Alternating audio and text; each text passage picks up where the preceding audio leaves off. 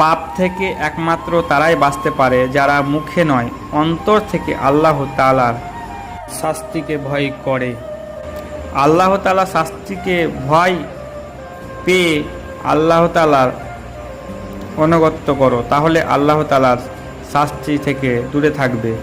আল্লাহ পাক রব্বুল আলামিন হচ্ছেন সর্বশক্তিমান, দুনিয়া ও জমিনের বাদশাহ।